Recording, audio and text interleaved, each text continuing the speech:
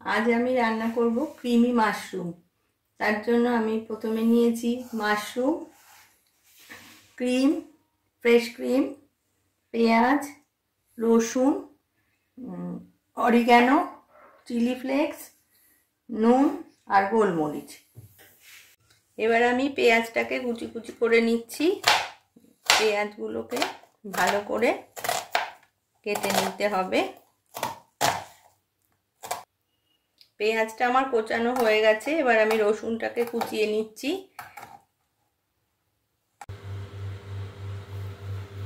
মাশরুমগুলোকে আমি গরম জলে একটু ধুয়ে নিয়েছি, ধুয়ে হাফ করে কেটে নিয়েছি। আর পেঁয়াজটাও পুরো কোচানো হয়ে গেছে, রসুনটাও কোচানো হয়ে গেছে। আর বাটার নিয়েছি আমি, বাটার দিয়ে এটাকে করব রান্না। তাই জন্য প্যানে আমি বাটার দিয়ে দিলাম।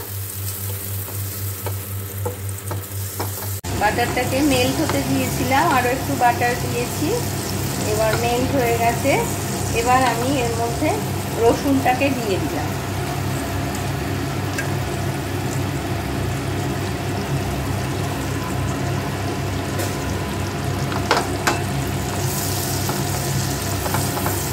রসুনটাকে ভালো করে ফ্রাই করে নিচ্ছি। এরপরে এর মধ্যে আমি পেঁয়াজটাকেও দিয়ে দেবো।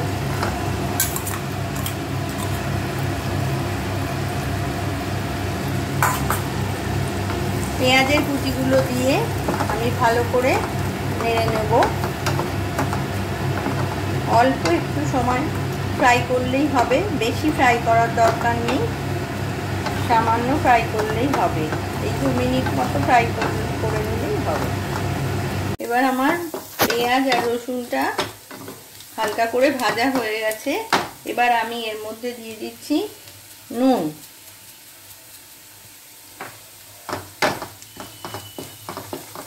এবার দেব গোলমরিচ, গোলমরিচের গুঁড়ো,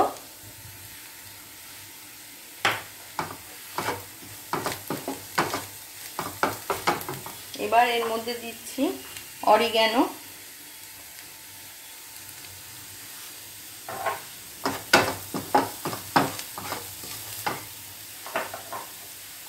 এবার এর মধ্যে আমি অ্যাড করছি একটু চিলি ফ্লেক্স।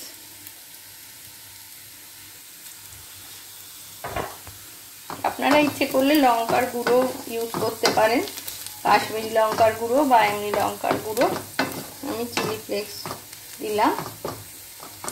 এবার আমি এর মধ্যে কেটে রাখা মাশরুমগুলো দিয়ে দিচ্ছি।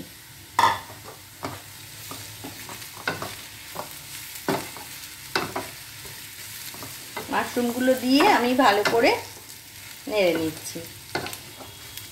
এবার আমার ভাজা প্রায় হয়ে এসছে। এবার আমি একটু নুন অ্যাড করেছিলাম, নুনটা কম হয়েছিল বলে। আর এবার আমি শেষে ফ্রেশ ক্রিমটা দিয়ে দিচ্ছি এর মধ্যে।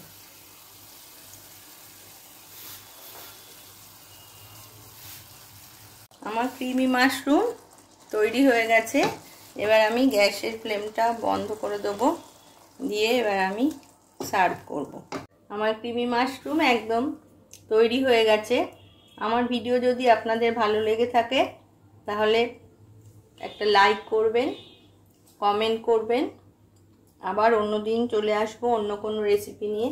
ভালো থাকবেন, সুস্থ থাকবেন। ধন্যবাদ।